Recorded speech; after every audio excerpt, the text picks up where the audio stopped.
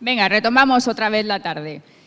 Pues eso, como hemos dicho, tenemos aquí al señor Rodrigo, que viene desde Oviedo aposta para este ratito de tarde, y es todo un honor poder contar con él y eso, agradecerle todo el esfuerzo que para él ha supuesto el venir hasta aquí, para que todos nos enteremos de todo lo que sabe y todo lo que nos puede ayudar.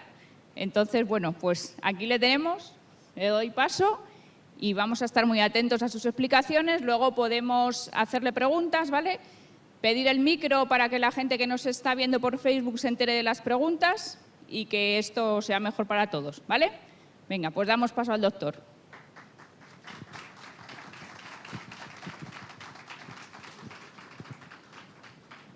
Buenas tardes, noches. Muchas gracias, Elena, por tus palabras y por haberme invitado, que he venido encantado, evidentemente. Y me parece una iniciativa muy buena, pues que se hagan cursos y sesiones de divulgación de la celíaca, porque sigue siendo la bella desconocida. Es una enfermedad que todo el mundo habla de ella, parece que se conoce muchísimo, y luego la realidad es que no se conoce prácticamente nada. Hay una disparidad terrible entre lo que se habla y lo que se conoce. Yo no tengo una explicación para ello, ya lo vamos a ver, pero por eso he querido titular a mi charla de hoy ¿por qué no se reconoce antes y no se diagnostica una enfermedad tan frecuente que tiene tantos síntomas y signos durante muchos años?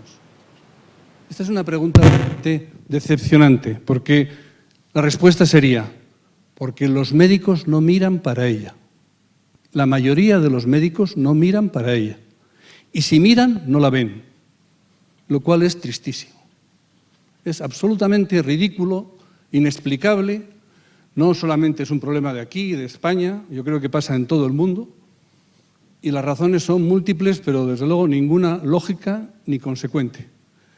¿Por qué no te diagnosticaron a ti de niña? Pues por no diagnosticarte de niña, vino después las consecuencias 30 años después. El adenocarcinoma que tuviste era clarísimo secundario al gluten. Es lamentabilísimo que puedan ocurrir estas cosas en estos tiempos, que hay tantos métodos diagnósticos, que hay tantos conocimientos, que hay tanta información y que no sirve absolutamente para nada. En muchos casos no se aplica en la práctica. La celíaca es como la Cenicienta, esa persona que estaba en la cocina ahí escondida y no la sacamos de la cocina. No llega a aparecer en el salón de los príncipes y de los reyes y del resto de las enfermedades. Múltiples razones existen, pero una de ellas está que no tiene tratamiento farmacológico y que, por tanto, los médicos no se sienten motivados, digamos, científicamente, ni personalmente, ni de otro punto de vista, a diagnosticar enfermedades que no tienen un reconocimiento directo por parte de la industria farmacéutica. En ese caso, también podría ser por la industria alimenticia, pero la industria alimenticia igual. Se hace andanas, se llama andanas, ganan mucho dinero, pero no invierten nada en difusión, ni en conocimientos, ni en investigación de la celíaca. Y, por tanto, ha llegado un momento en que se ha considerado por algunos como una enfermedad rara, dentro de las enfermedades raras, que ahora hay un día especial para las enfermedades raras. Y se llama enfermedad rara aquella que aparece 1 cada 500.000 personas. ¿Y la celíaca cuánto aparece? 1 o 2 por cada 100 personas. Estamos hablando de una enfermedad corrientísima, de todos los días. Y se sigue sin conocer y se sigue sin diagnosticar. Vamos a ver algunas de las cosas que podrían justificar esto de alguna manera. Bueno, la celíaca no es una enfermedad exclusivamente digestiva, eso de entrada. Es una enfermedad sistémica. La palabra sistémica significa que puede afectar a todo el cuerpo, a todos los órganos del cuerpo. Y además tiene naturaleza autoinmune, con lo cual todavía da enfermedades más bruscas, de mucha inflamación, de mucha asociación, muy llamativas. Las enfermedades autoinmunes son muy llamativas. Si es sistémica y autoinmune, digo yo que cantará por muchos temas, bulerías, soleares y por lo que quieran ustedes. Pues ni con esas. Y además tiene la peculiaridad de que se conoce el agente etiológico, lo cual ya todavía es más INRI, porque podemos curarla, podemos aliviarla de una forma rápida, eficaz y sencilla. Sabemos que es provocada por una intolerancia alimenticia, que no es una alergia. Intolerancia significa que es todos los días, alergia significa que es de vez en cuando. El que nace celíaco, como tú has dicho muy bien, tiene que guardarse muy bien con la dieta, porque va a tener que ser toda la vida, todos los días de su vida. Y sabemos que es el gluten, que es una proteína, no es otra sustancia, es una pequeña proteína contenida en la harina de distintos cereales, sobre todo fundamentalmente el trigo, pero no exclusivamente, porque también lo tiene la avena, el centeno y la cebada. Por eso se llama de una forma abreviada la dieta TAC. Algunas harinas híbridas, como por ejemplo la espelta y la escanda, también tienen gluten. Luego, por tanto, también hay que excluirlas de la dieta.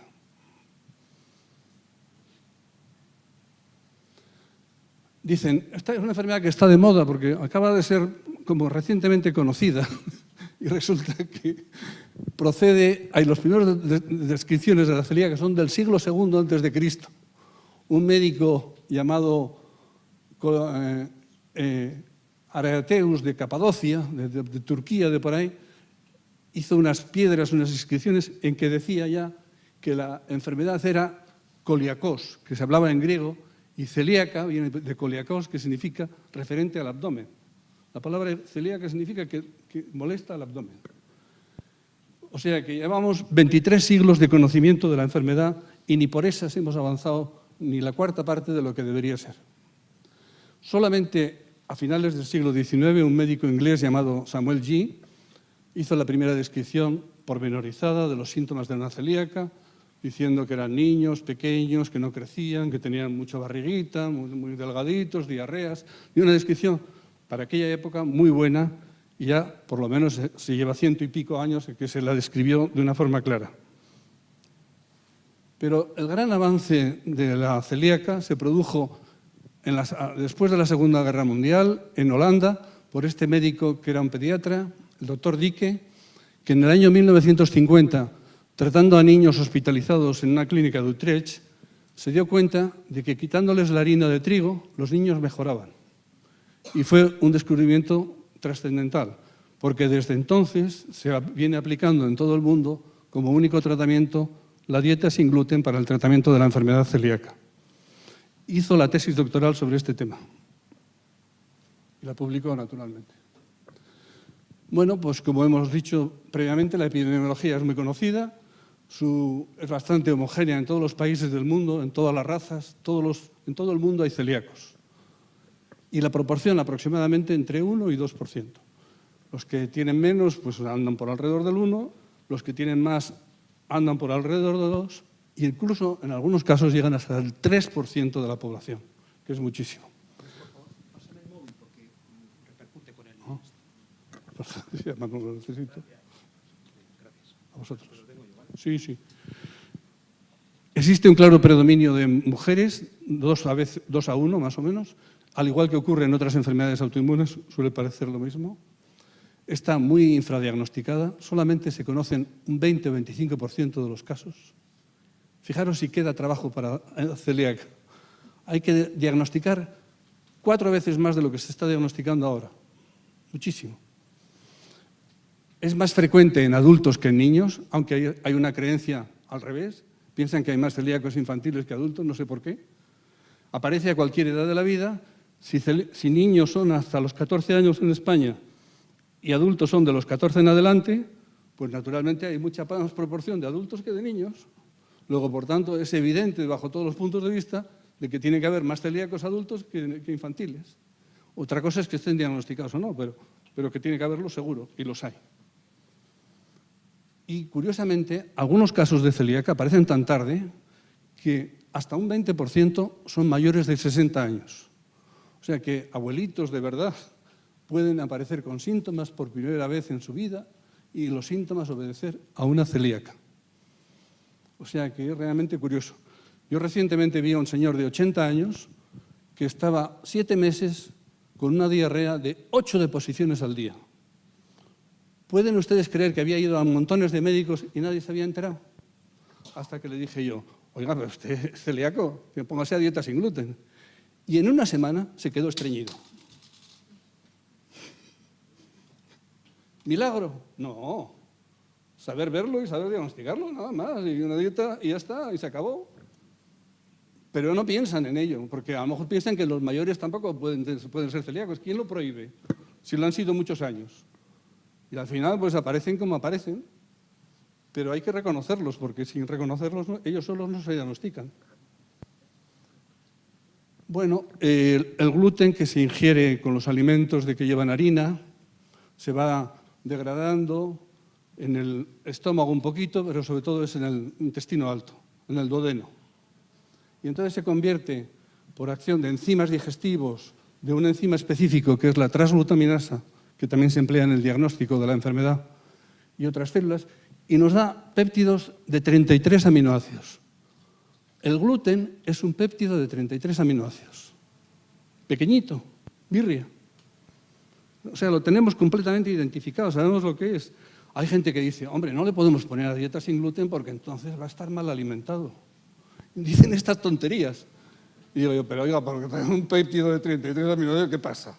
¿Qué demonios ocurre aquí? Me como un filete de ternera y como más péptidos que en mi vida. Es que estas memeces se escuchan un día sí y otro también. No puede hacer una dieta sin gluten, tendrá que tomar algún suplemento alimenticio. Bueno, ignorancia pura y dura, no tienen ni idea de lo que hablan, pero hablan y confunden al personal. Bueno, este es un esquema un poco difícil de entender, pero bueno, lo voy a intentar explicarlo más sencillo. El intestino delgado tiene una barrera que son células epiteliales, es la mucosa. Entonces el gluten o los péptidos derivados del gluten tienen que pasar a través de la mucosa y meterse un poco para adentro. Esto lo hacen porque a veces hay una permeabilidad intestinal aumentada. Las células intestinales no están cerradas, sino que están un poco separadas entre sí y permiten que pasen estos péptidos hacia abajo. Una vez que han llegado a la zona de la submucosa, se produce una cascada de procesos inflamatorios a través de células dendríticas, de los marcadores genéticos, etcétera, que da lugar a una respuesta inflamatoria muy acentuada, produce una duodenitis muy importante y en algunos casos se acompaña de atrofia de vellosidades. Pero la presencia de atrofia de vellosidades no es necesaria para ser celíaco. Ese es otro error que todavía se persiste. Hoy encontrar una atrofia de vellosidades en un celíaco, yo suelo tirar cohetes y voladores porque me parece un acontecimiento especial, extraordinario. Los que van buscando atrofia de vellosidades, que se queden sentados, porque si no se van a cansar de estar tanto tiempo de pie. Es un proceso inflamatorio crónico, pero en la mayoría de los casos no va acompañado de atrofia de vellosidades.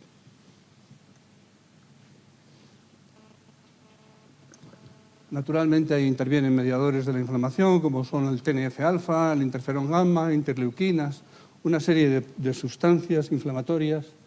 Interviene también la interleuquina 15. ¿Qué pasa con los marcadores genéticos de la celíaca, que son ahora que están tan de moda y se habla tanto de ellos? Pues que se conocen dos relacionados con la celíaca, que son el DQ2 y el DQ8. El más frecuente en los celíacos es el DQ2, que se puede presentar en el 80 o 90% de los casos y su presencia orienta hacia el diagnóstico de celíaca, no la justifica. No es una condición necesaria, pero no suficiente para un diagnóstico.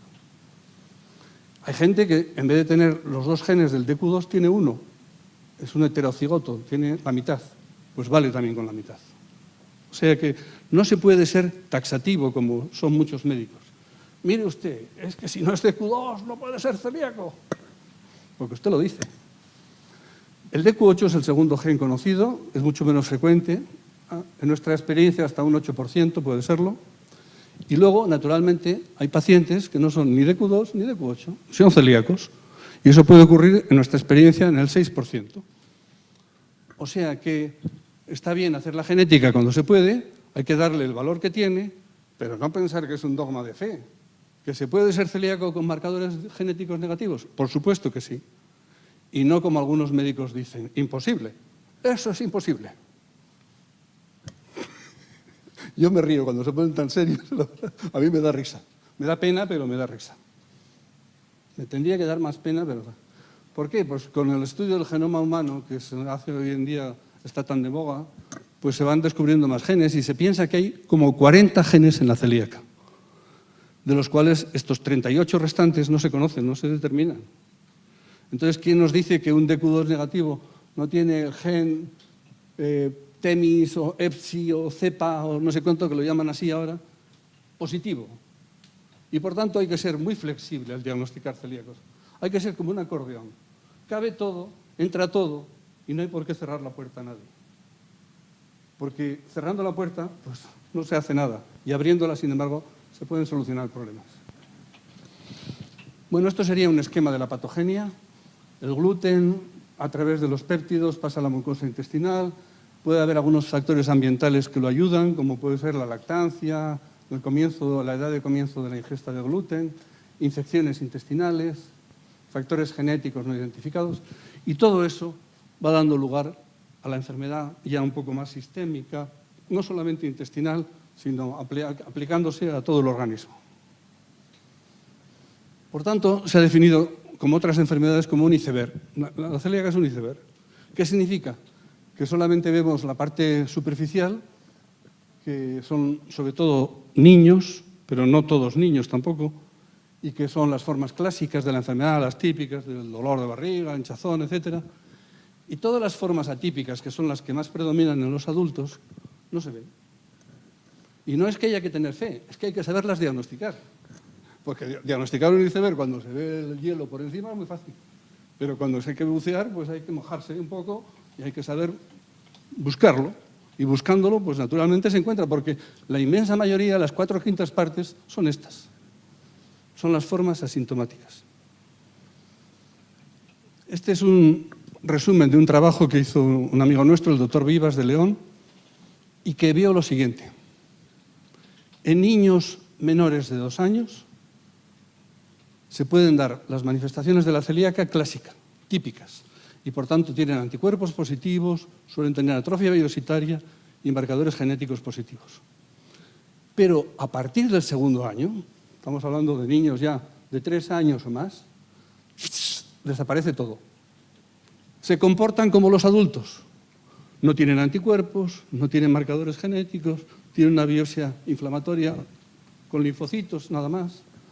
O sea que fíjense ustedes qué poco dura la gozada, la tranquilidad, que para diagnosticar un celíaco hay que estar corriendo al paritorio y buscarlo pronto, porque si nos pasamos de los 2 años, adiós, ya no hay celíaca. Curiosísimo, ¿verdad? Curioso, pero cierto. Entonces, ¿qué ocurre? Que la mayoría de los pediatras no diagnostican a estos niños.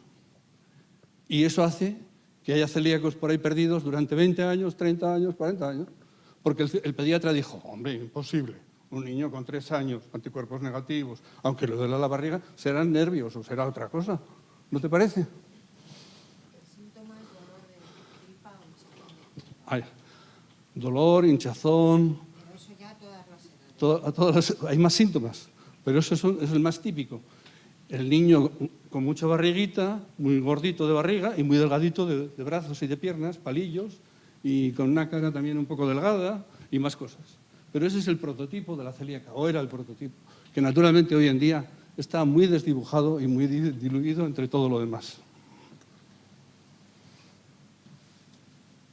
A mí me sirve mucho en mi práctica clínica para reconocer los celíacos, aplicar esta triada sintomática que yo la encuentro muy lógica y muy sencilla. Miren ustedes, preguntando a los celíacos, sobre todo en su infancia, todos tienen catarritis, que significa rinitis, faringitis, sinusitis, otitis, bronquitis, asma, una detrás de otra. Están todo el día en el médico. Y cuando no, en urgencias, porque tienen además agobios, o sea, infecciones, antibióticos, aeroterapia, etc. Alergias múltiples. Luego eso, con los años, va disminuyendo y en la adolescencia parece que desaparece. Pero hay algunos que incluso lo alargan hasta los 20 o 25 años y son catarrosos crónicos. Rinitis, faringitis, sinusitis, otitis, todo. las molestias digestivas, contestando a su pregunta, no solamente se limitan al dolor de barriga, no. Pueden tener reflujo, que incluso aparece en la infancia. Digestiones lentas y pesadas, parece que se han comido una boa. Hinchazón abdominal, ya lo he dicho, es muy frecuente. Dolor abdominal de tipo cólico, fuerte. Alteración del hábito intestinal, y cuando hablo de alteración puede ser para un lado o para el otro. Hay muchos celíacos muy estreñidos desde la infancia, pero eso no entra dentro de las normas clásicas. Tiene que tener diarrea. Y si no tiene diarrea, ¿qué pasa? ¿Que no es celíaco? Bueno, pues no es así. Hay muchos celíacos súper estreñidos. Otros tienen diarrea y otros tienen baile, alternancia. Y muy importante, la piel en los celíacos. La piel es una imagen rápida, sencilla y práctica de ver si una persona tiene dermatitis, que son, la herpetiforme es la más característica, luego hablaremos un poco de ella, pero pueden ser eczemas, psoriasis, líquen, atopias, urticarias, todas ellas recidivantes. ¿Qué pasa? Que cuando uno tiene una dermatitis va al médico de cabecera o al dermatólogo. ¿Y alguno de ellos relaciona la piel con la celíaca? Nadie. Entonces se pierden por el camino montones de pacientes que se podían haber diagnosticado antes porque se vienen quejando muchas veces de que tienen muy mal la piel, muy seca, muy agrietada, muy dolorida, muy tal, infectada, etcétera, etcétera. ¿Y eso más en las mucosas? No, menos, más en la piel. En las mucosas hay otras cosas también, pero, por ejemplo, gingivitis en la boca, cosas, aftas, bucales, etcétera. Pero la piel puede afectar toda. La cabeza, los brazos, las extremidades, el abdomen, la espalda, todo. Todo. Bueno, les puedo vender así bien la celíaca, tal como se la estoy explicando. Bien, barata, sencilla y práctica.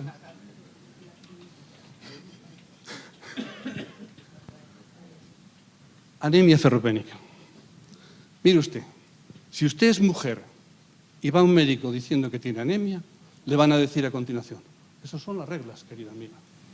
¿Acabo? Las reglas. Pierde mucha sangre y entonces, como pierdes... No. Cuento chino-filipino. Jamás una anemia, o casi nunca, se debe a las reglas, a las pérdidas menstruales. En el varón tampoco pueden echar la culpa de este tema, digo yo, ¿no? La anemia ferropénica aparece muy pronto y es debida a la falta de absorción intestinal de hierro. Ya tiene que poner al médico en alarma diciendo: oye, ¿cómo tienes el intestino? Porque está ahí la causa. No es por pérdidas ni menstruales, ni intestinales, ni sangre en las heces, ni ninguna otra cosa. Es que no absorben. Y además tiene una característica, que les damos hierro por vía oral y les pasa lo mismo. No recuperan de la anemia porque no se absorbe el hierro ni en pastillas, ni en alimentos, ni nada. Hay que ponérselo pinchado. Y con eso todavía no se dan por satisfechos. Pues es suficiente, yo pienso, no es tan difícil, ¿no?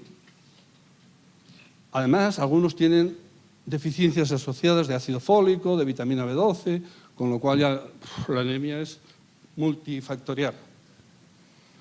Y la ferropenia o la anemia, ¿querías preguntar algo? Únicamente la Helicobacter pylori puede llegar a... ¿Qué va? No. Si el pobre Helicobacter pylori le dejasen hablar y levantase la cabeza, diría: por favor, no me eches la culpa de todo, que yo no tengo la culpa, que yo no he sido, que ha sido la celíaca que iba conmigo. Claro, le echan la culpa al acompañante. El Helicobacter pylori no da nada de eso. Muchas veces es un hallazgo casual y le echan la culpa del culpable de todo lo demás. Y no es así.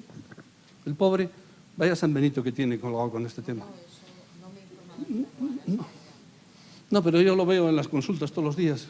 Me quitaron el Helicobacter pero seguía mal, o no me lo quitaron y tuve que repetir el tratamiento y me vuelven loco con el Helicobacter, que el pobrecillo ha sufrido mucho, pero no es para tanto. Se llama anemia cuando una persona tiene una hemoglobina por debajo de 12. Y cuando es refractaria, pues ya he dicho que es muy característico de celíaca. Pero en otros casos no llegan al grado de tener anemia, pero sí que tienen los valores de hierro bajos en sangre. El hierro se puede medir de varias maneras, como el hierro en sangre directamente, sideremia, la ferritina, que mide los depósitos de hierro, que suelen estar muy bajos, el índice de saturación de tetraferrina, lo mismo. Un hallazgo también frecuente es leucocitos bajos, leucopenia persistente. y muchos con linfocitosis, con aumento de linfocitos. Y eso también está relacionado con los trastornos inmunológicos de la celíaca. Las plaquetas se pueden aumentar o disminuir, la protrombina puede bajar, o sea que el hemograma da mucha información siempre y cuando se lea despacio y se lea bien. Esta es la imagen típica de dermatitis herpetiforme. Lesiones ampollosas con vejigas y con costras simétricas que aparecen en zonas de roce, fundamentalmente codos y rodillas, pero no exclusivamente, porque pueden aparecer en cualquier parte del cuerpo. Aquí unas vejigas que no sé si se verán bien en un talón, en una planta del pie, y que incluso pueden dar lugar en las palmas de las manos y en las plantas de los pies a grietas, muy dolorosas, que dificultan el caminar y todo eso. Miren ustedes qué lesiones más llamativas en un adulto. La dermatitis herpetiforme es sinónima de celíaca, no hay ninguna otra causa, 100% celíaca. O sea, si uno sabe ver bien lo que es una dermatitis herpetiforme, ya está hecho el diagnóstico. Y hay que hacerse un poco de dermatólogo, porque claro, es que lo lleva la especialidad. Si no lo miramos bien, pues no lo sabemos. Pero un diagnóstico más sencillo, imposible. No hay ninguna otra causa. Y por tanto, el tratamiento de una dermatitis herpetiforme es la dieta sin gluten. Con la dieta sin gluten se quitan todas las lesiones. ¿Qué pasa con los famosos marcadores serológicos que tanta guerra nos dan y tantos quebraderos de cabeza nos proporcionan? Pues significa que no valen absolutamente para nada. Y esto lo digo yo en público, en privado y a quien me quiera escuchar. Pero no doy la razón a mis colegas, porque la mayoría de mis colegas dicen lo contrario. Un paciente que tenga anticuerpos negativos no puede ser celíaco.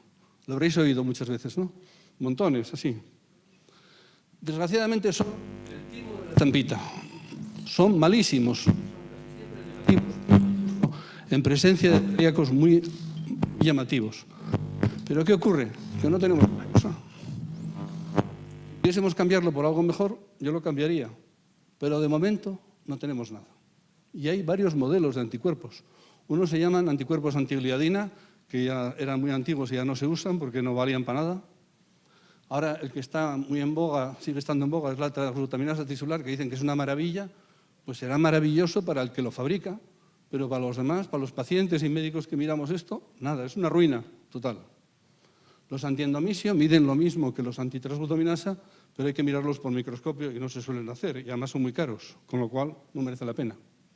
Hay otros que se llaman antipéptidos de aminados de la gliadina, que siguen siendo igual de malos.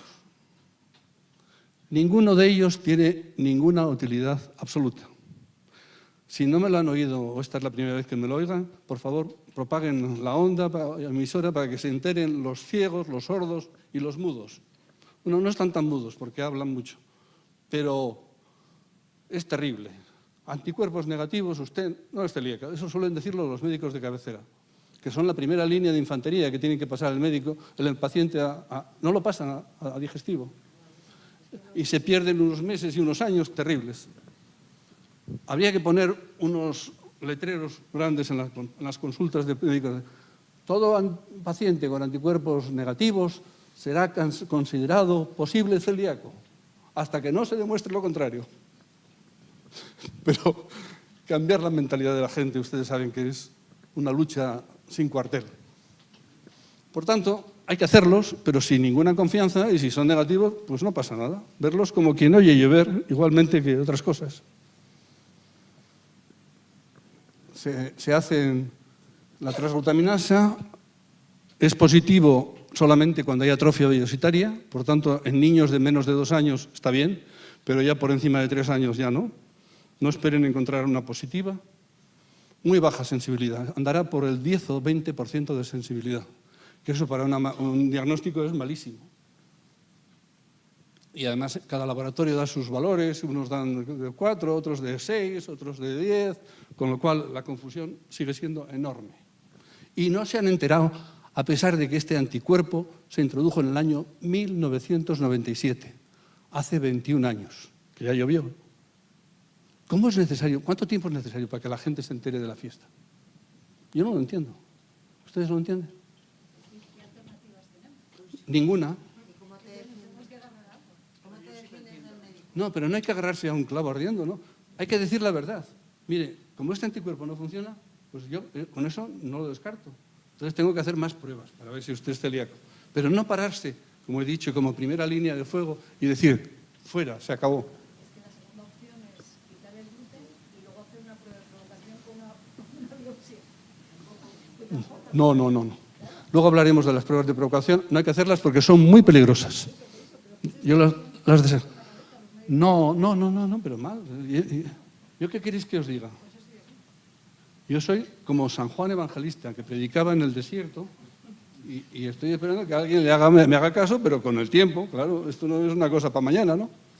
Entonces, doctor, con todas las dificultades que hay en el diagnóstico, todos los que están aquí que saben que son celíacos son muy afortunados, porque lo saben.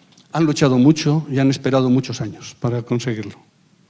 Si hay tanta dificultad en el diagnóstico. No, hombre, si no es que haya tanta dificultad. Mire usted, yo para diagnosticar un celíaco, ¿sabes lo que necesito? Un papel y un lápiz. Le hago bien la historia clínica y yo con la historia clínica ya sé si es celíaco o no. Pero que tengo mucha experiencia, claro. Otros no se atreven con eso solo, parece muy poco. Entonces, ¿qué hay que hacer? Pues una endoscopia con biopsias, ver las biopsias y luego, si uno tiene dudas, ponerle a dieta sin gluten. Y ahí esa es la prueba del algodón. Si responde bien a una dieta sin gluten, es que es celíaco. Se acabó. ¿Qué es lo que habréis hecho por aquí? Más o menos, buscarse la vida cada uno la mejor manera que pueda. Cada uno se busca la vida oyendo muchas tonterías en las consultas, muchas impertinencias, salvando que no son nerviosos, que no tienen que ir al psiquiatra, todas esas cosas que se dicen que son irrepetibles. ¿Verdad que sí? Es complicado, es como subir al Everest sin oxígeno. Pero se consigue, algunos lo consiguen. La transglutaminasa tiene un inconveniente importante, que es que en esta curva se ve que es paralela al grado de atrofia. O sea, que solamente es positiva. Aquí se demuestra de una forma palmaria. Ven que es una bisectriz de un ángulo. Estos casos positivos de arriba, todos tienen atrofia. Y todos estos casos negativos de aquí, ninguno tiene atrofia. O sea que, ya lo he dicho varias veces y lo volveré a repetir, solamente es positiva en caso de atrofia de vellosidades. Y como eso es una excepción, pues la antitransglutaminasa no funciona en los casos normales. Porque hay una clasificación de las biopsias de Mars de hace unos cuantos años que clasifica en 3 tipos: el Mars 1, que son linfocitos intraepiteliales, el Mars 2, que es aumento de las criptas, y solamente en el Mars 3 hay atrofia, pero incluso la divide en 3 grados: 3A leve, 3B moderada y 3C severa. Quiere decirse que también hay categorías. Y una 3A, por ejemplo, suele tener la transglutaminasa negativa. O sea, que es tremendo, ¿eh? Enterarse de estas cosas es tremendo.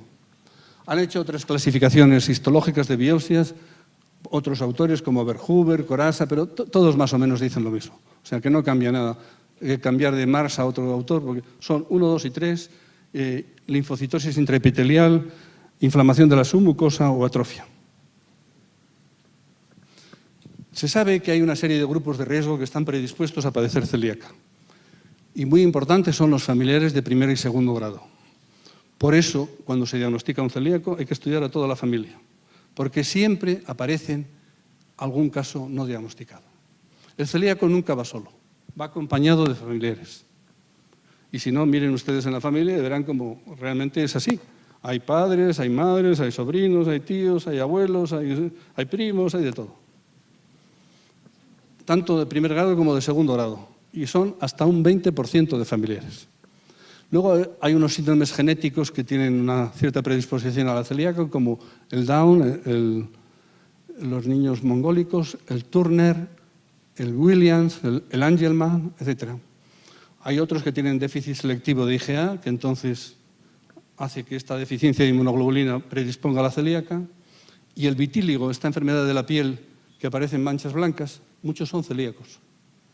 Y no lo saben, claro. Si no se les mira, no se encuentran. Enfermedades endocrinas. La diabetes tipo 1 comparte claramente marcadores genéticos comunes y, por tanto, un 20%, 25% de diabéticos juveniles son celíacos. Enfermedades tiroideas muy frecuentemente se asocian mucho más con el hipotiroidismo que con el hipertiroidismo. y conviene hacer de vez en cuando marcadores de TSH y de anticuerpos antitiroideos para confirmarlo. Enfermedades reumáticas como la artritis reumatoide, el síndrome de Sjögren, que es la sequedad de ojos y de boca, pues también se asocian con la celíaca. Muy curiosa es la asociación con enfermedades neurológicas, que yo les tengo especialmente un interés especial, porque me parece una cosa maravillosa. Poder mejorar enfermedades neurológicas con una simple dieta sin gluten. La ataxia cerebelosa, epilepsias, polineuropatías, esclerosis múltiple. Recientemente nosotros hemos encontrado que los niños con Tourette son celíacos. ¿Saben lo que es el Tourette? Esos tics que tienen por ahí, moviéndose todo el día, la cabeza, el cuerpo, etcétera, se quitan con una dieta sin gluten. Increíble, ¿eh? Increíble, pero cierto. Otras asociaciones con osteoporosis, defectos del esmalte dentario, depresión, cansancio crónico, que ese es un cajón desastre muy grande, pero que hay muchos celíacos ahí metidos. Y lo que he dicho, cuando se hace un estudio familiar, se hace un árbol familiar de este tipo. Los cuadrados son varones, los redondos son mujeres. Se estudia en primera generación hijos, la segunda generación nietos, etcétera, y siempre se encuentran un porcentaje muy elevado de celíacos que no se sabían. Es muy rentable hacer estudios familiares en la celíaca. Pero, ¿cómo se diagnostica la celíaca después de todo esto que venimos hablando? Pues lo más importante es que el médico la tenga metida aquí, en la cabeza, que piense en la posibilidad de celíaca ante un paciente que tenga una gran variedad de rasgos clínicos. Habla mucho, canta mucho la celíaca, pero no se la escucha. Y ese es el problema fundamental, porque a mí no me parece nada difícil diagnosticar un celíaco, siempre y cuando pienses en ello y lo conozcas. Si tiene esto, esto y esto, pues lo juntamos todo y hacemos tabla rasa. Y además rasgos clínicos, analíticos, cutáneos, de todo tipo. Porque va asociada con muchas enfermedades, aparte de las que hemos hablado, pues a veces hay lo que llaman gastroenteritis agudas, las GEAs, que son personas que cada 2 por 3 tienen diarreas y luego se paran.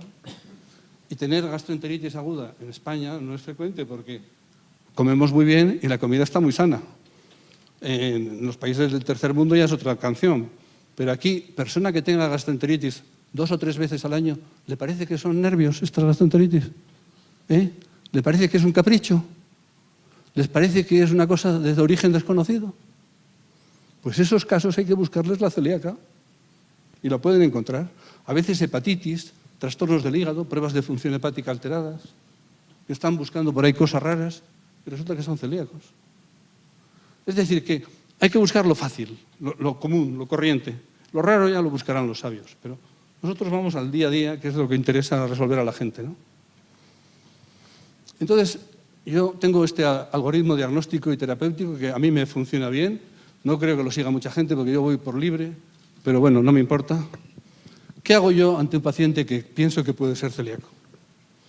Pues hombre, primero le pido la transglutaminasa por obligación, por vergüenza torera. Sé que me va a dar negativa.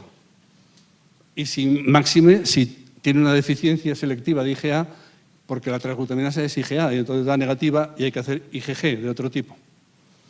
Bueno, eso me da negativo en el 80-90%. Pero si sigo pensando que tengo un diagnóstico probable, que es lo que decíamos antes, no me paro. Le pido la gastroscopia con biopsias duodenales. Y le hago la biopsia, bueno, si es positiva ya está la cosa resuelta, claro, pero eso es muy raro. Yo voy por el lado negativo. Si me sale una duodenoscopia con biopsias negativas, no es ni más uno ni más nada, ¿qué hago? Le doy un beneficio de la duda y le digo, si sigue siendo probable, le hago un diagnóstico provisional de enfermedad celíaca. Le digo que siga una dieta sin gluten estricta durante al menos 6 meses y al cabo de 6 meses la vuelvo a evaluar y si todo ha ido como una seda, realmente es celíaca. ¿Está bien este tema o no? Eso de cuando uno sospecha y el médico no le llega, digo, me lo autodiagnostico, hago esto y a ver qué pasa. Claro, es que no queda otro remedio, es que no hay otra cosa. ¿Qué más vamos a hacer? Ya hemos hecho la genética, hemos hecho la serología, hemos hecho todo y nos sale todo negativo y sigo estando mala, porque lo importante es tratar los síntomas del paciente. No estamos tratando los resultados analíticos, ni de la biopsia, ni de la genética. Estamos tratando a un paciente. Y si lo queremos aliviar, La única solución es la dieta sin gluten, que a veces es pseudo milagrosa. Por tanto, esto es bien fácil y es una cosa que lo puede hacer cualquiera. Sí. Con la lactosa, ¿es parecido la sintomatología? Es que claro, todo esto... Muy oportuno esa pregunta. La deficiencia de lactosa no existe en la raza blanca de forma genética, porque curiosamente la deficiencia de lactosa va relacionada con la raza. La tienen mucho los chinos, los asiáticos y los negros, pero en la raza blanca es excepcional. Y a eso ya nos lo pone un poco en bandeja. No tenemos deficiencia genética de lactosa. Entonces, ¿qué ocurre? Que los individuos celíacos les sientan a algunos mal la leche, concretamente la leche. No les sienta mal ni los yogures ni los quesos, sino la leche. Qué mala leche tienen estas lecherías. ¿Y por qué es eso? No, es porque la leche es un líquido, y bueno, también no. La leche es un líquido, y se toma y baja, pasa por el duodeno a 200 por hora. Mientras que si tomamos un yogur, lo tomamos con la cucharilla y baja más despacito, ¿no? Y si tomamos un queso bueno de estos ahí, de marca, pasa despacito, muy despacito. O sea que, curiosamente, es una deficiencia de lactosa dependiente de la forma en que esté tomada la lactosa. Si se toma en líquido, ocurre, pero no en blando, como son los yogures, o natillas, ni en sólido, como son los quesos. Pero desde el punto de vista práctico, la deficiencia de lactosa va unida al gluten. Y muchos celíacos se les quita la deficiencia de lactosa con 2 o 3 meses de dieta sin gluten. Maravilloso. Y por tanto, yo le recomiendo, mire, durante estos 2 meses, tome usted leche sin lactosa. No me tome leche de almendras, ni de soja, ni de otras porquerías que andan por ahí, que están muy de moda, porque eso ni es leche ni es nada, la verdad que no. Entonces, que lo tomen durante 2 meses o 3 y luego que vuelvan a tomar leche normal y no les pasará nada. Colorín colorado, este cuento se ha terminado. Pero la mayoría de los médicos les quitan la lactosa y les dejan el gluten, con lo cual no hacemos absolutamente nada. Las personas operadas de cáncer de estómago les suele sentar mal la lactosa y anteriormente no, por eso... Pero la razón es esa, ¿eh? Sí. ¿Es más el gluten? Sí. Yo toleraba bien la leche y después de la operación no toleraba la lactosa. Ese- Pero quesos y yogures sin problema. Y la leche la tengo más sin lactosa. Y es por... Sí. Es el efecto de cascada, que baja la leche a 100 por hora, baja a toda velocidad. Y no da tiempo a que se absorba. Pues, bueno, eso sí. Está bien lo que tú dices, Sonia, me parece bien. Leche sin lactosa y lo demás con toda naturalidad, porque si no te complicas la vida, que si los yogures de cabra o de oveja, de no sé qué, eso, no nos compliquemos la vida. Bueno, como hemos ido comentando a lo largo de la charla, pues hay muchas manifestaciones sistémicas, entre las cuales digestivas, cutáneo-mucosas, hematológicas, reumáticas, hepáticas, neurológicas, cardiológicas, ginecológicas, psicológicas. Cuando no sabemos lo que tiene un paciente y tiene muchas cosas, ¿qué puede ser? Celíaco. Claro. Aunque no esté metido en esta lista, yo lo meto ahí como sea. Le doy los beneficios de la duda. Mareos, síncopes, lo que sea, para adentro, naturalmente. ¿Hay algo mejor que la dieta sin gluten? Pues no. Niños que tienen bajo peso, baja talla, y les empiezan a dar hormona de crecimiento. Pero, hombre, sea usted sensato, empecemos por darle una dieta sin gluten, que no pasa nada, ¿no? Que es mucho más segura y más eficaz. Hay defectos del esmalte dentario por déficit de calcio, de vitamina D. Los suplementos de vitamina D son muy necesarios para mucha gente. Infertilidad, abortos en la mujer, tienen muchos problemas ginecológicos. La mayoría dependientes de la celíaca se corrigen con la dieta sin gluten también. Parece increíble, pero cierto. Cefaleas, migrañas, que es una cosa horrible, desaparecen con la dieta sin gluten. ¿Por qué? Pues no lo sé, pero desaparecen. Y ya casos de cardiología, pericarditis, miocardiopatías, pancreatitis. Es la monda lironda. Pero es así. Miren ustedes, esto lo traigo como anécdota porque ¿de qué se diagnostican los celíacos antes de la celíaca? Pues aquí hay 4 o 3 encuestas, una en Valencia, otra en Canadá y otra en Cataluña. Y miren ustedes, el 40% tenían anemia. Toma nota, Sonia, para que te consueles un poco, que también los catalanes meten la pata aquí. Estrés, ansiedad, 30%. Síndrome de intestino irritable, ¿qué es el intestino irritable? Yo no lo he visto nunca, yo creo que no existe, que es una falacia.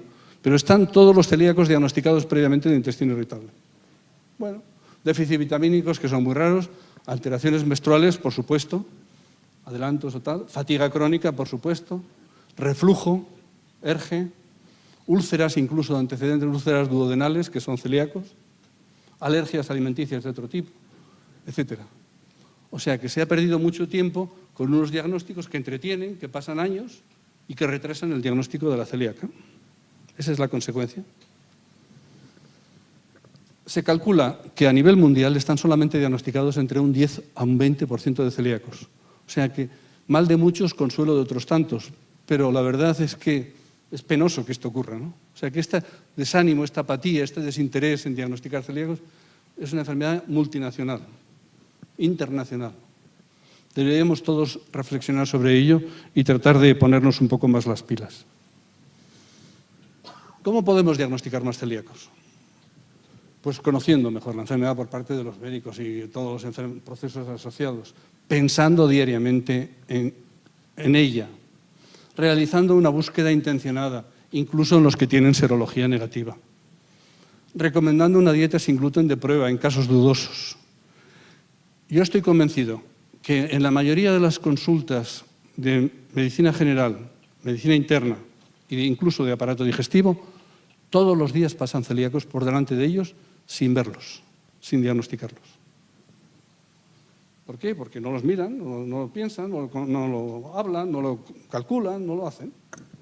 Desinterés. ¿Qué peligro existe que una persona que no sea celíaca se quite el... Ninguno, se quita una porquería de medio, o sea, que estupendo. Ninguno, una bendición. Habría que quitarlo de todo el mundo. La dieta sin gluten, como sabéis muy bien, es la dieta de las 3 P's, incluyendo la cerveza y el whisky. Las P's son panaderías, pastelerías y pizzerías o pasta italiana. Los 2 únicos cereales que no contienen gluten con claridad son el maíz y el arroz, que es lo que tiene que consumir un celíaco toda su vida. Evitar contaminaciones cruzadas, muy importante. Por eso yo muchas veces recomiendo hacer la dieta sin gluten familiar. Toda la unidad familiar, en casa, no entra gluten y el que se queje,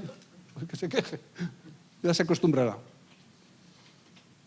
Al principio puede ser conveniente retirar la lactosa 2 o 3 meses, pero nada más que 2 o 3 meses y luego volverla a retomar, salvo que haya una cirugía gástrica o algo que lo condicione. Una vez estabilizada la enfermedad, con una vigilancia anual suele ser suficiente. No hace falta ir cada 3 meses ni cada 6. No hay síntomas. En esa revisión anual hay que hacer una analítica completa para ver cómo estamos de todo, porque a veces te llevas una sorpresa sin pensarlo.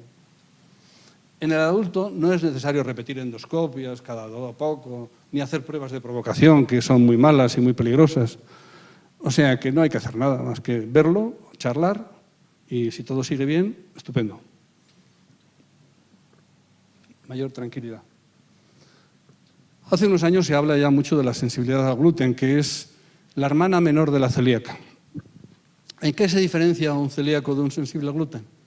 Pues casi en nada. La diferencia es que un celíaco bien diagnosticado tiene todo positivo. Anticuerpos, genética, biopsia, todo. Y un sensible al gluten es aquel individuo que va un poco disfrazado de lagarterana, no tiene anticuerpos, no tiene genética, o la tiene a medias, no tiene una biopsia muy concluyente. ¿Y por qué le llamamos sensible al gluten y no le llamamos celíaco B o primo del celíaco, como queramos? ¿Por qué?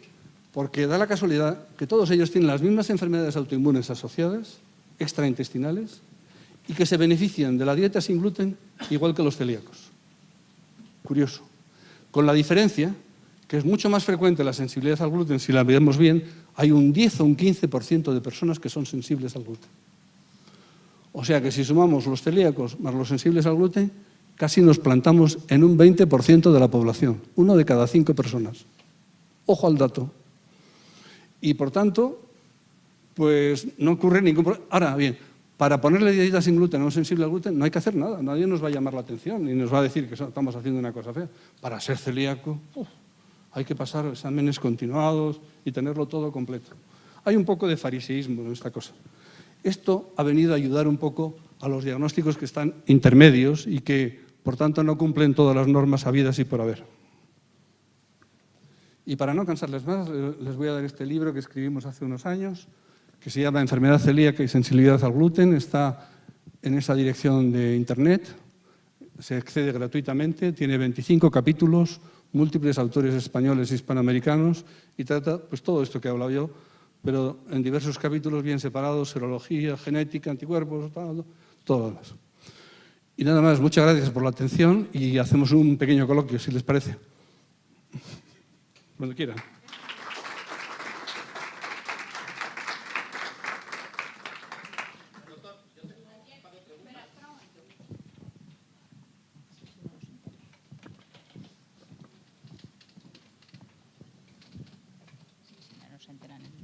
Buenas tardes a todos. Tengo un par de preguntas, bueno, van encadenadas una con la otra. Ha empezado diciendo que los médicos no miran hacia la enfermedad celíaca. Y no entiendo muy bien por qué.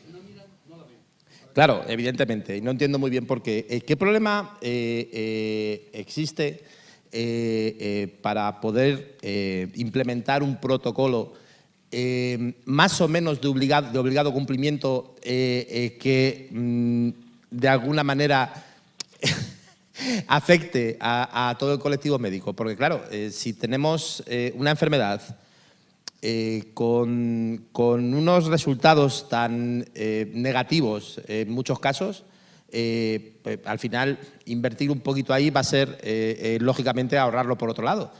No entiendo cuál es el problema. Gracias. No sé si lo he expresado yo claramente, ¿no? Yo no es que me quiera meter con mis colegas, que no tengo ningún interés, además son muchos y me van a poder. Está claro, estoy solo yo ante el peligro. Ahora acaban de sacar un protocolo, pero cada protocolo que sacan es más complicado que el anterior. Ahora, para ser celíaco hay que ser una eminencia, hay que ser premio Nobel o estar presentado a los premios Nobel, y si no lo has sacado, que lo saques tú el año que viene. ¿Tú crees que es normal que se le pongan tantas dificultades a uno para ser celíaco? Sin embargo, para ser sensible al gluten, como ves, no hace falta ningún protocolo ni nada, no hace falta hacer nada. Si tiene molestias, si tiene síntomas y tal, pues lo admitimos como tal. Luego, por tanto, a mí me parece todo muy farisaico, muy exagerado, muy desorbitado. Para diagnosticar un celíaco hay que conocerlo, quererlo y hacerlo. Muy fácil. Y puede ser tan barato como hacerlo en una primera visita o en 2 visitas, nada más.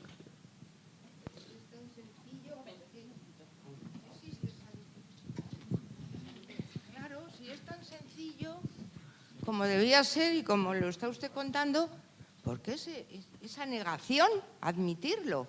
Porque aquí nos quejamos todos de lo mismo, del trabajo que nos ha costado dar con ello.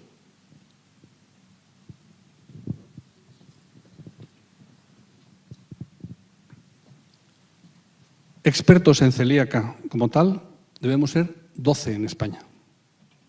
¿Me ha oído bien? No llegamos ni a 1 por comunidad autónoma. Con lo cual, todos los demás pues son especialistas, son aficionados, unos días querrán, otros días no querrán, pasan olímpicamente de los temas. La mayoría de los diagnósticos que hacen son colon irritable, ansiedad y depresión. ¿Se parece algo eso a una celíaca?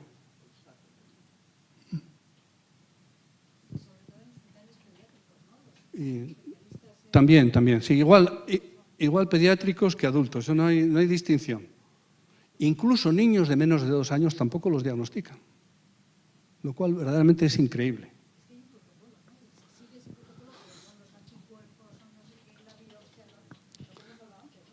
Sí.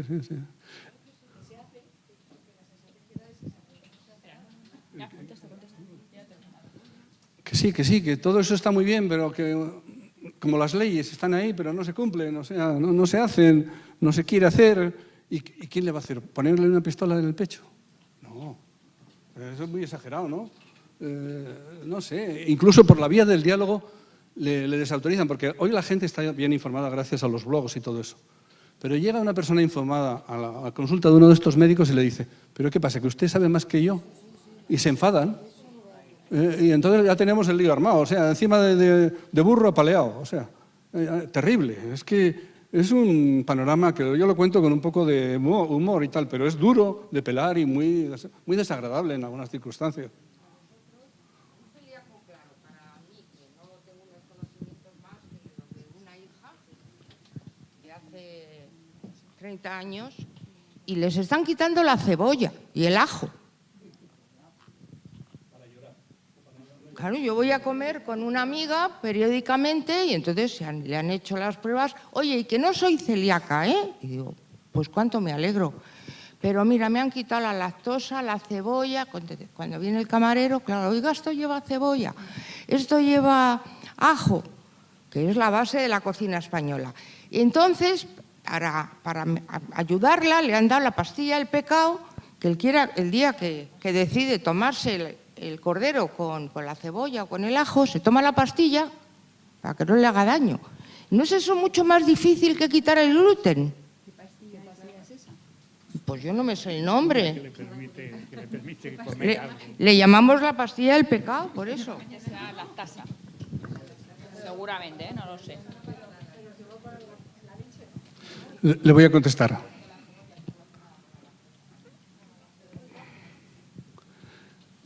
Hoy está muy de moda el ir a una farmacia o a otra consulta y hacerse pruebas de sensibilidad alimenticia, que no tiene nada que ver esto con la celíaca.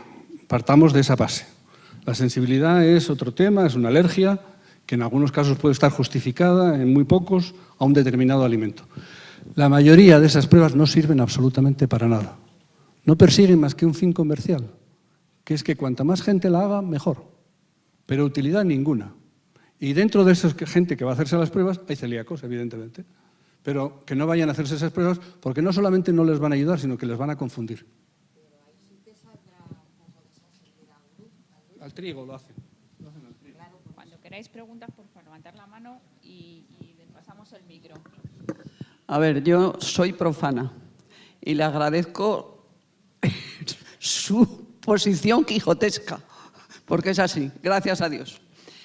Pero no habrá en el fondo y en la forma un poder crematístico de las grandes multinacionales, porque yo, por desgracia, últimamente tengo que visitar muchísimos hospitales y muchos especialistas.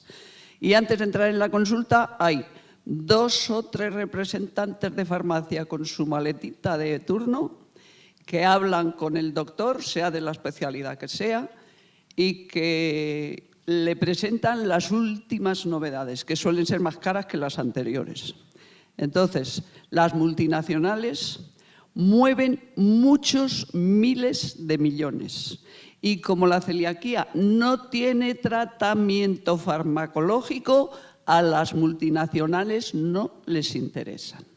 Como no les interesan, no hay información. Y entonces el médico que tiene un mínimo de conciencia se informa y procura hacer las cosas como debe. Pero el que no le preocupa y además no le pagan el viaje a Sudamérica, pues entonces no se molesta, así de claro. Eso es mi punto de vista, no sé si estoy equivocada. Así que el mejor sistema, no comer gluten. Sí, ya lo dije al comenzar la charla. Aquí este es el problema. Uno de los problemas fundamentales que hay es que no tiene medicación para ello. Están trabajando en medicamentos, pero no creo que lleguen ningún día a hacer una pastillita mágica que quite la celíaca, porque eso es bastante increíble, ¿no? De ese tipo hay otro, o sea, hay más enfermedades de este tipo con esa misma cualificación. Sí, mujer, pero esas otras enfermedades autoinmunes, como son la artritis reumatoide, la dermatomiositis, el lupus, etcétera, no son dependientes del gluten, que se sepa. Se puede quitar el gluten, pero no modifica mucho la enfermedad. Luego, por tanto, la celíaca es una enfermedad sistémica autoinmune de causa conocida, que es lo que le da ya más entidad propia y la diferencia del resto de las enfermedades autoinmunes. Yo soy diabética tipo 1 que se me oye bien, ¿verdad? Soy diabética tipo 1 y me he quitado el gluten desde hace 2 semanas y tengo el azúcar mucho más estable. Llevo una bomba de infusión, llevo un sensor y se me ha ajustado, cosa que es rarísimo en mí porque llevo desde los 33 años siendo diabética tipo 1.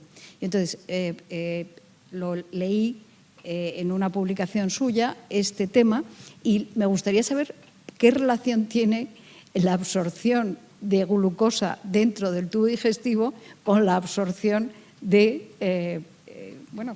del gluten.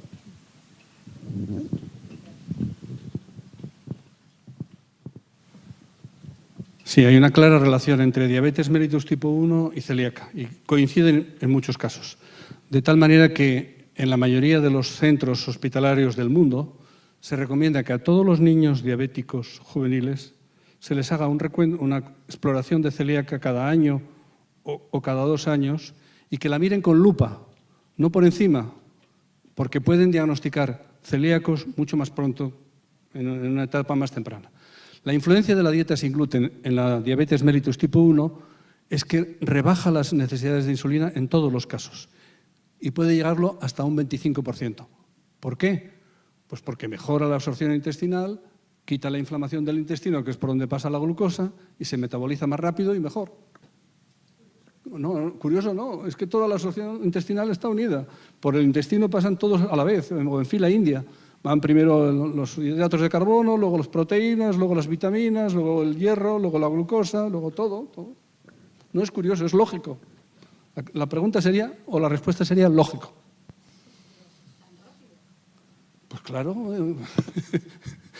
lo de la celíaca puede ser más o menos rápido en todos los casos, pero hay casos que es casi pseudo milagroso, porque uno lo ve y parece que no se lo cree, pero es verdad. Además se mantiene en el tiempo, o sea que no es una casualidad, es que tiene su fundamento lógico y científico. Pero no sé cómo no lo ven los demás, porque como no lo prueban, no lo pueden ver. Esto es como Santo Tomás, aquel que metía los dedos en las llagas. Muchos médicos tenían que probarlo para saber cómo funciona esto, porque verdaderamente merece la pena.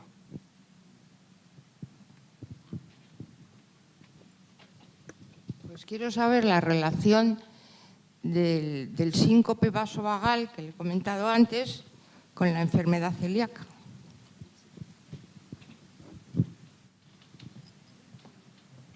Ya hemos dicho, o he comentado de pasada, que el gluten o la celíaca se asocia con enfermedades de tipo neurológico y de tipo cardiovascular.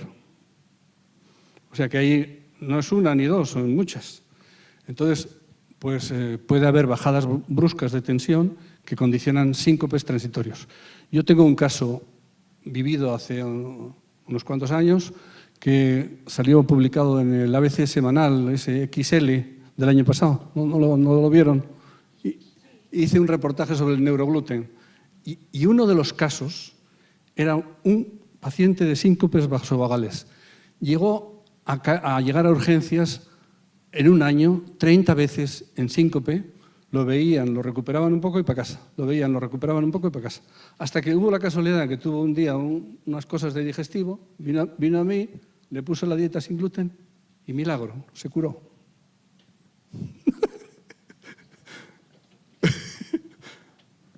No soy brujo, no soy hechicero, soy médico, pero creo firmemente en los beneficios inmensos del gluten.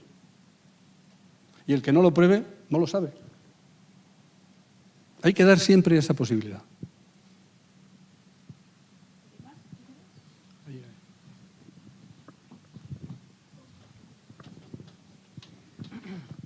Hola, buenas tardes.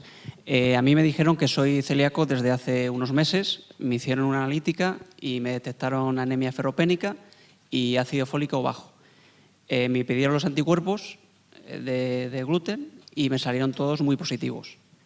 Entonces, bueno, lo que ocurre es que yo antes no sentía problemas digestivos o síntomas, no tenía, y llevo 4 o 5 meses haciendo dieta sin gluten.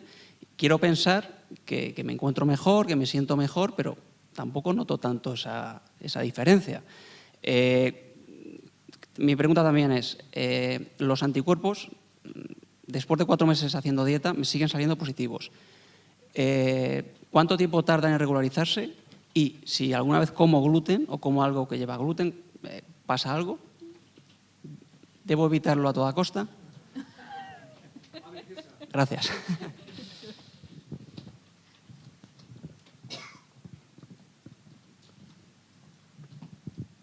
Te felicito porque eres una persona afortunada que te ha dado la transglutaminasa positiva. Encantado. ¿Qué valores tenías? Hoy en día se estima, a partir de un consenso internacional, que una transglutaminasa por encima de 100 es diagnóstica de atrofia biositaria. Entonces, con ese valor no hace falta hacer ni biopsia, porque ya es diagnóstico. Pero ver una transaminasa por encima de 100 ocurre 1 o 2 veces al año viendo muchos enfermos, no más, ¿eh? O sea que hasta...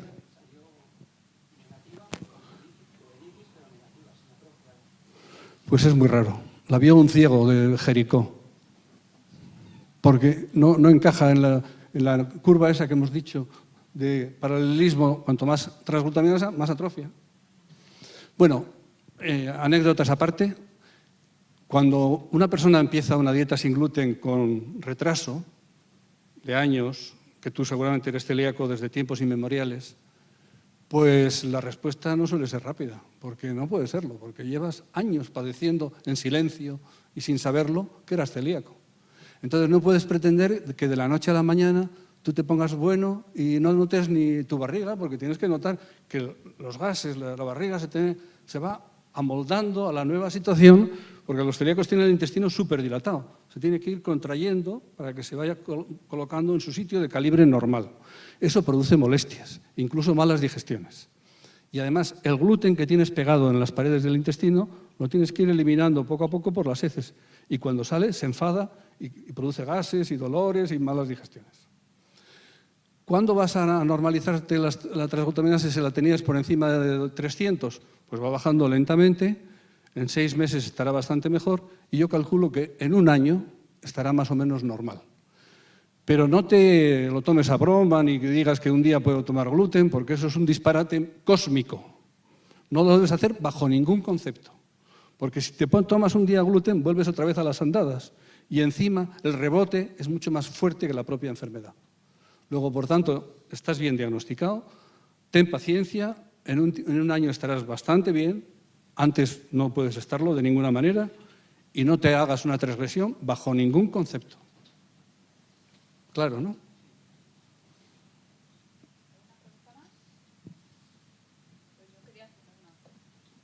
Esto, un auditorio muy amable, porque me preguntan mucho y todo esto no me suele ocurrir a mí. A la celiacoteca viene mucha gente que no les saben decir un diagnóstico claro y entonces le eliminan la dieta, pero luego le hacen provocaciones. Entonces, yo sé que no es bueno, pero quiero que lo explique usted para que lo entendamos todos bien. Es absurdo, porque según el organigrama que puse también antes, pues una persona que no tiene anticuerpos, ni tiene genética, ni tal, pues se puede considerar probablemente más un sensible al gluten que un celíaco auténtico. Si nota mejoría de sus síntomas al cabo de 6 meses y todavía mejor al cabo de 1 año, no tiene que hacer nada más. Lo único que tiene que hacer es seguir con la dieta sin gluten y no jugar con el fuego porque se quema. No tiene que hacer ninguna provocación bajo ningún concepto. Díselo, por favor, así de claro, de parte del doctor Rodrigo. Pero no es que muchos médicos mandan pues provocaciones después.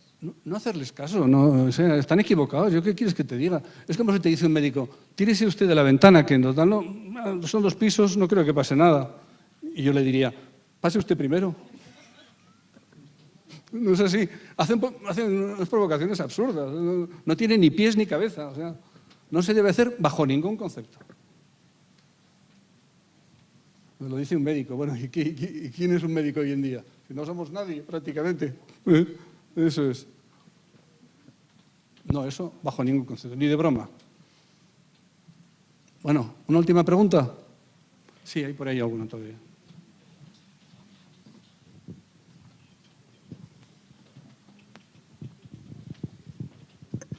En una analítica de sangre que se pueden ver muchos rasgos de un celíaco. Uno de ellos serían los linfocitos altos.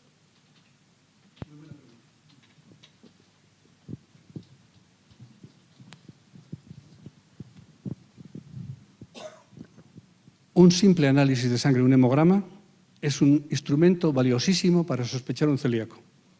Yo lo primero que hago al ver un celíaco le pido el hemograma y en la serie roja los hematíes ya hemos visto que pueden estar bajos o normales, si tiene anemia o no, pero suelen ser pequeñitos e hipocrómicos, que eso es típico de ferropenia. Eso se ve porque el volumen corpuscular medio es más bajo y la hemoglobina corpuscular media es más baja. Son detalles pequeños que la gente no los aprecia, pero se ve. En los leucocitos, ya lo he dicho, hay leucopenia muchas veces. Y el cociente neutrófilos-linfocitos está invertido, de tal manera que hay más linfocitos que neutrófilos, cuando lo normal es al revés, hay muchos más neutrófilos que linfocitos. Y hay aumento de eosinófilos en muchos de ellos, acompañantes, y aumento de monocitos. Y luego plaquetas bajas o altas y volumen de las plaquetas un poco aumentado. O sea que es muy ilustrativo. Lo que pasa es que la mayoría de los médicos lo pasan así y dicen, normal. No les da tiempo ni a fijarse en lo que tienen. Y a partir de ahí, todo lo demás. Pero sí, muy bien esta observación del hemograma. Muy útil. Y eso debe costar €1 hacer un hemograma, una cosa así. O sea, que más cómodo y más barato no lo hay. ¿Una última pregunta o no? Bueno, pues nada, lo dicho. Muchas gracias por la atención y por la amabilidad. Hasta otro día.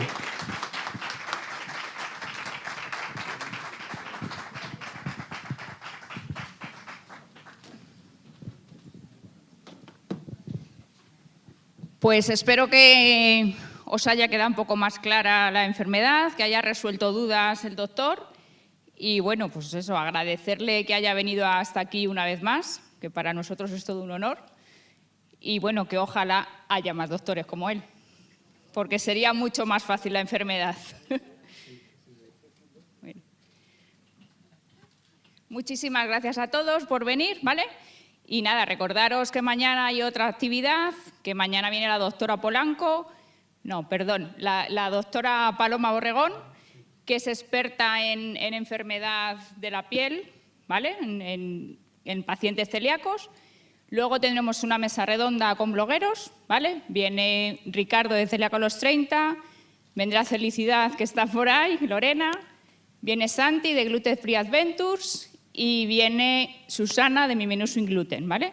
Volverá a moderar otra vez Santiago y luego tenemos una sorpresa por ahí que no la sabe nadie, pero que será muy bien recibida seguramente. Y nada, el jueves descansamos y el viernes toca Día de Niños, ¿vale? Tendremos un show cooking en la celiacoteca para los más pequeños. Lo dicho, muchas gracias a todos y nada, que sigan moviéndose estas actividades para que todos podamos aprender mucho más de ello. Gracias.